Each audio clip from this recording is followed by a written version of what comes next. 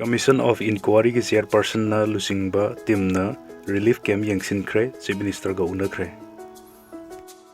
May home sok lisingani ka kolum doidi ga horkiba Manipur ge lan gi matang da tijananawa Government of India na semkhiba Commission of Inquiry Manipur violence sok lisingani ka kolum doi gi anawa chairperson Justice BS Chauhan na lusingba commission asigi member ani na ngarang dagi horga state asida leirkiba ga loidana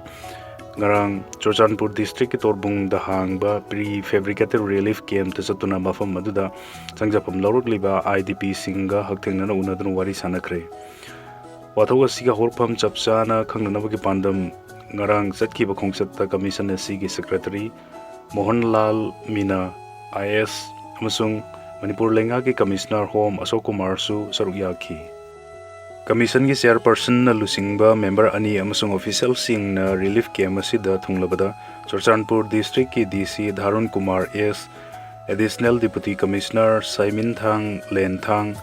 SDO sing da Churchanpur gi Anune Ananda Kangbhai gi TH Mangmin Thang Gangte amasung Tuibong gi Jangmin Len Lufosu saruyakhi Khongchada sigi manung sanna commission gi chairperson amasung member singna relief camp asi gi IDP singa hakthengna na wari sanaki makoina matawkaram na lanjalaki bano hai bayauna mayoknarakpa awana amasung lana sina hakthengna halakpa wari sing taki Khongchada si commission gi maikai digi lana sigi mari lainawa evidence sing hakthengna na khomjin bagi makha da chatkibani amasung masina sohalaba proof sing na mayoknarakpa sing gi matangda tijin kibani Amurumda ngarang digi hauraklaga hayeng phawba state asida legadoriba commission gi chairperson member singda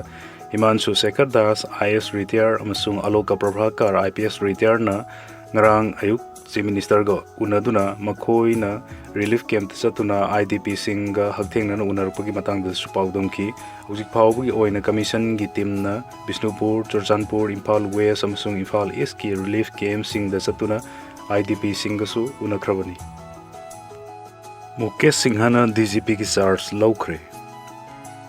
Manipur da May ahum sok lisingani ka kulum doidigi Kanglom Asian gi lan horkraba matung June ama sok lisingani ka kulum doidigi State asigi Directorate General of Police oina appointment piduna phamasibu purakhiba Rajib Singha bu Government of India gi Ministry of Personnel Public Grievance and the Pensions ki appointment committee of cabinet na thasigi kunmathoi da thokpa order amada Cabinet Secretariat ki Secretary Security oina transfer taukraba matungda mahaki mahutta Manipur gi DGP oina nabagi damukta thasi gi kunmathoi da Ministry asin thokiba order gi matungina sahi ahong gi oina Manipur cadre da inter cadre deputation torkraba Mukesh Singhana ngarang DGP gi charge lokre ngarang mahak Imphal da thunglabaga panthadana DGP ki charge Rajib Singha dagi laukibani mahakpu inter cadre deputation da Manipur gi DGP oinanabgi damakta appointment pidringai gi mamangda Ladakh ki DGP oirami mahak kumjalising masama palmarfutra taruk batch ki IPS officer ni ngarang mahakna DGP ki charge laurba matungda Chief Minister Y Kemsan gasu unakre Chief Minister gi maikai digi mahakpu taram na uladuna state gi law and order ngaktuna ingtapa hanjalhanabagi damakta mathau taba thabak sing paikhalakani haibagi thajabasu phongdoki ngarang thokpa DP gi order amadadi mahak mathang tha gi amadagi pham asi pu ba horgani haina phongdorkhibani pumthing thingjinbagi khongjang total shutdown handokre Thasi ki tarah humdoida Kotlen amasung Kotjimda ambush tawduna thadau church leader yauna micham ahum hat kiba amasung atopa mari buna sokhan kiba thawdoki matangda KNP Manipurna thasi ki tarah mari da demand khara taladuna Prime Minister da pisin kiba memorandum gi matunginna thabok to onthorte haiduna kugi zona taba district singda matam kaktana chathar kiba total shutdown gi khongjang adu ngarang digi horglaga ngasi phawbada Manipur lenga na wari sanarakpadagi yasinaba puraktuna khongjang ngasi matam khargi oina khudakti handokle haina KNP Manipur gi Secretary Information and Publicity Jang Haulun Haukip ki charolamana phongdorkli Driver singi khongjang ngarang West Bengal dagi truck driver Nitish Kumar bu kuki terrorist singna nongmaina kaptuna hat kiba bu yaning da phongdoktuna ngarang New Kaithel Manbi da truck driver singna pen da kolau sing laukre खुनाइसिगी महौसागी ओइबा पोटलमसिंगी मरमदा कुपना थिजिंदुना हौरक्लिबा मिरोलदा खंगनबा मथौ तारे professor Surjit Kumar इरमदम सिगी resource scholar सिंगना खुनाइसिगी महौसागी ओइबा नाटकी पोटलमसिंगी मरमदा कुपना थिजिंदुना हौरक्लिबा मिरोलदा खंगनबा मथौ तारे हाइना Indira Gandhi national tribal university Madhya Pradesh की प्रोफेसर एन सुरजित कुमार ना फोंदोखरे वाफम से कोंगनांगथावी यूनिवर्सिटी ना मणिपुर लैंगा के directorate of environment and climate change लोइसंग खुसमनदुना सिनकिबा यूनिवर्सिटी असिगी ऑडिटोरियम दा था असिगी कुनिपान दगी environmental sustainability and the traditional knowledge system in north east India practices challenges and the prospects हाइबा हिरमदा नुमिन हुमनी चथरखिबा सेमिनार लोइसनबगी वैलिडेटरी फंक्शन दा प्रेसिडियम मेंबर ओइना सरुक यादुना फोंदोखिबनी थौरमदुदा यूनिवर्सिटी सिगी vice chancellor professor Naorem Jai Kumar अमदी यूनिवर्सिटी सिगी प्रोफेसर आर के गंभीर सु प्रेसिडियम मेंबर सिंग ओइखी अखोई युम सिंग मई थाकिबदु सेंट्रल फोर्स सिंगना येंगदुना लेखी अखोई युम सिंग मई थारकिबा मतमदा सिक्योरिटी फोर्स सिंगना येंगदुना लेखी कन्वीनर न होनखिदे हाइना coordinating committee on Manipur integrity कोकोमीगी को कन्वीनर युंखाइबुन सुरजित कुमार न फोंदोरख्रे वाफम असी कोकोमीगी मिटिंग मखादा ngarang यांगंगपोकपी विलेज अथॉरिटी न सिंदुना यांगंगपोकपी कैथेल दा कांगलु फुरु कया न सथकिबा वाकत खोंजंग दा सरुक यारदुना महागन फोंदोखिबनी खोंजंगदु यांगंगपोकपी विलेज अथॉरिटी की प्रेसिडेंट वाई श्याम किशोना थौरम मपु ओइदुना सथकी खुलसिगे कोइबदा खुलोनरिबा थमना पोकपी सना साबी अमदी सैजांग नसिंगबा खुलसिंगदगी मसिंग याम लबै माइबल सिंगनसु सरुक याखी सुरजित कुमार न मखाता न हाइखिबदा इंडिया की इंटरेस्ट थबक तौरबसु इरमदा मणिपुर के ओइबे इंटरेस्ट इंडिया लेंगाक न हन येंद्रे इंडिया की प्रॉक्सी वार न अखोई खम थेंग वारिबनी तंपाक लो लेरबसु सिंगददी लो लेत्रे यलहो फुरुफ सिंग अमत्त ओइना थमोइ सेंग न पुनसिनदुना लेमिनसी सेंट्रल फोर्स सिंग न तुमिन येंगदुना लेबा मतमदा अखोई की इमा इबेल सिंग न हंदकी लान सिदा अचौ थौदांग लौबीकी मणिपुर कन्ननबा इंडिया लेंगा की प्रॉक्सी वार सी अखोई पुन्ना थेंगनमिनरसी अखोइना इसागी राइट्स नीरगा लौगदब नते फंगफम थोकपा राइट्स नमदुना लौगदबनी सिंग तमगी यलहो मी सिंग अमत्त ओइना पुनसिलगा लान सी थेंगनमिनरसी हाइके लोइनना यांगंगपोकपी विलेज अथॉरिटी की सेक्रेटरी सगोलसेम इंद्रजित न चथरिबा वाकत खोंजंग सीगी नुंगी ओइबा वारोल पिखिबगा लोइनना अखोई अमतो ओइना पुनसिनदुना लान सी थेंगनमिनसी हाइना अपील तौखी मथंग थादा यूनियन काउंसिल ऑफ मिनिस्टर्स होंगदोक होंगजिन तौरबा याय सेंटर लिंगक पाइरिबा बीजेपी की लीडर सिंगना मरुबे असेंबली मिखल सिंगी मंगोइनना पॉलिटिकल अमसुंग ऑर्गेनाइजेशन की ओइबा मवंग मतौ सेमतोकपा थवोंग अमा ओइना मथंग थागी 15 अमसुंग 19 की मनुंगदा यूनियन काउंसिल ऑफ मिनिस्टर्स होंगदोक होंगजिन तौदुना मिनिस्टर ऑफ स्टेट MOS सिंग याउना मिनिस्टर कया की फम सिंगबु बीजेपी की लेंगाकता सगोटपा NDA की मपांग ओइरिबा पार्टी की लुसिंगबा सिंगदा पिरकपा याय हाइना एजेंसी की पाउना फोंदोरली NDA की मपांग ओइरिबा JDU TDP NCP अमदी RLM न सिंगबा यामद्रबदा कैबिनेट मिनिस्टर की फम अनि पिरकपा यान लैरी अदुगा पार्टी सिंग असी की अतोप लुसिंगबा सिंगदना MOS की फम पीनबा थौरांगलकपा याय हारि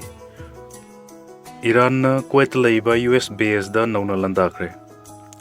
ईरान क्वेत लैबा अली अल सालेम US एयर बेस दा बैलिस्टिक मिसाइल कापसिंदुना लंदाखिबदा अमेरिका मचा खरा असोगपन नंखरे हाइना एजेंसी की रिपोर्ट अमना फोंदोरखरे ईरान क्वेत लैबा US बेस दा फतेजाम तरा मिसाइल कापसिंदुना लंदाखिबदा अमेरिका मचा अदु सोखिबनी हरि क्वेत की एयर डिफेंस सिस्टम ना ईरान की बैलिस्टिक मिसाइल अदु माइपाकना ngakthokpa ngamkarwasu मिसाइल अदुना मिलिट्री फैसिलिटी अदुदा पानबदगी तारकपा अतिकाई सिंगना अमेरिका मसा सिंग अदु सोहनकिबनी हरि ईरान की अटैक अदुदा बेज अदुदा लैबा MQ-9 रीपर स्ट्राइक दोन अनिसु चाउना अमंगता थोनकी हरि लानगे वारोइसिन पुरक्त्रबदी यूनाइटेड स्टेट्स ना मुहन्ना ईरान दा लंदागनी हाइख्रे Pentagon United States amasung Iran gi marakta hojik soknariba West Asia gi lan asi loisinanabagi waroisin purukpa ngamdrabadi United States na amuk hanna landanaba sem sadun laire haina United States ki Defense Secretary Pat Hegseth na pongdokre. Singapore khongsat lairiba Defense Secretary Pat Hegseth na karigumba mathau taba laklabadi laibak asi gi tauba ngambasing Iran da mayek sengna khangananaba sem sadun lai haina pongdokibaga loinana Hanadagi saru kaya hen na Iran gi mathakta landana na bagi thorang laire haiki. Shangri-La dialogue ta wangang aduna Pat Hegseth na makata aduna hai United States amasung Iran gi muknaba sina Asia Pacific region bu kadau nungda machet tahan mangamloi. Tamthiba miyoi sing thengnanaba honabada violence mathau tari CMU gi. Laibag asibu singnaduna tamthiba thabak thawong kaya sathargi khalaklaba tamthiba miyoi amabu thengnanaba honabada violence ki thawong sing mathau tar I haina UP gi CM yogi Adityanath na phongdokre. Wang hai miyoi bagi punsida non violence ki principle matung inna hingba mathau tarabasu karigma matamda national security da natraga khunai da threat lak matamda violence is naba mathau tari Tamthiba miyoi amana laibak ta natraga khunai da atamdana sokhanna honar labadi maduda non violence na solution oibi yaroi haiki. WHO gi chief na DR Congo da yangsin khongjat chatkre. World Health Organization WHO gi Director General Tedros Adhanom Ghebreyesus na ngarang Democratic Republic of Congo DR Congo da thunglakibaga loinana Ebola laichat chantorakiba mafam aduda chatuna yengsinkre. Director General Tedros na ngarang Ituri Province ki konung Bunia thungladuna Ebola gi laichat chantoraktuna Haksiel gi lamda khwaidagi singna haliba mafam aduda chatuna yengsinkibani. Mafam aduda thunglakibaga paumi singda Tedros na hai laichat asi laksindanaba honabada Malayam gi organization kaya na Congo gi laingak ta leptan mating piri adumakpu mafam aduda lairiba kunja singgi thodang watpana virus asi laksinbada khudongsa da mayoknari haiki. Sahi taratred makhagi girls and boys animaki winner St. Peter's Higher Secondary School na oikre. District Youth Affairs and the Sports Office Chandel na sinduna satharkiba district level Subrato Mukherjee football tournament for under 15 boys and the under 17 boys and the girls so lisingani ka kotaro ngarang loisin kiba ka loinana loisin benumita sana kiba under 17 boys and the girls ki final match animak St. Peter Higher Secondary School na mai pak to ni champion oikre aduga under 15 boys gina St. Paul Higher Secondary School na winner oire. Under 15 boys ki ngarang final match ta St. Peter Higher Secondary School amadi St. Paul Higher Secondary School gi marakta kan balamba tawnaki timani gi marakta ngarang sanaki ba final match adugi oina hogalakpadagi nakal animak ki sanaroi singna match ta sangchatta ball paibagi chang manana laiki maramaduna ahan ba half loi ba phawdi tim animakna panjal amamam da lainaki ani so half sanaki ba adugi oina nakal animakki sanaroi singna panjal chanba ngamnanaba akan omong da sanarbasu match ki api baru oiba matam phawbada panjal chanba ngamnadana laiki tungda timani ki marakta penalty kaunaki penalty da St. Paul na St. Peter bu panjal taruk mari da maitiba pirga champion oiba ngamki